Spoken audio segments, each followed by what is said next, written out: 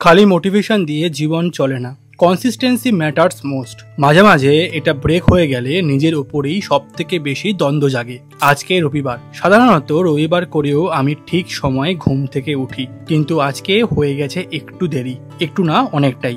এখন 9টা, আর কোনো কাজ দেরি হয়ে গেলে সেটাকে রিকভার করা বেশি চাপের হয়ে পড়ে মাঝে মাঝে।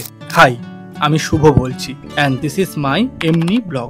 ওকে, ঘুম থেকে উঠে আগে আমি 20 মিনিট মতো মেডিটেশন করে নিলাম।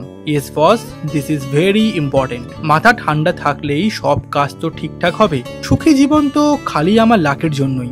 9 to 5 শিফট নেই, কাজের ঝামেলা নেই, শুধু কাজ বলতে পাশে বসলে লেজ নাড়া। পাল নিউপোর্টের লেখা ডিপ ওয়ার্ক বইটা পড়া শুরু করেছি। এত বোরিং সেলফ হেল্প বুক আমি খুব কম দেখেছি। যাই হোক, প্রথমে প্ল্যান করে নিলাম, আজকে আবার পুজো বাড়িতে নিমন্ত্রণ আছে। দিনের প্রথম শিফটের পড়াশোনা শুরু করলাম।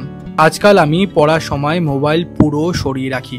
ডিস্ট্রাকশন যত কম রাখা যায় তত ভালো। আর ওয়ার্ড মিনিং জানার জন্য আমি ব্যবহার করি এই ডিকশনারিটা। অনেক পুরনো এই ডিকশনারি, এই ছোট্টবেলা থেকে আমি ব্যবহার করে আসছি। এরপর গন্তব্য ছিল আমার বন্ধুর বাড়িতে। জগন্নাথ দেবের পুজো বলে কথা, কি অপূর্ব সাজিয়েছেন কাকু। আমি তো চোখ সরাতেই পারছিলাম না। যতবার দেখছি ততবারই যেন মন খুলে উপলব্ধি করার চেষ্টা করছিলাম।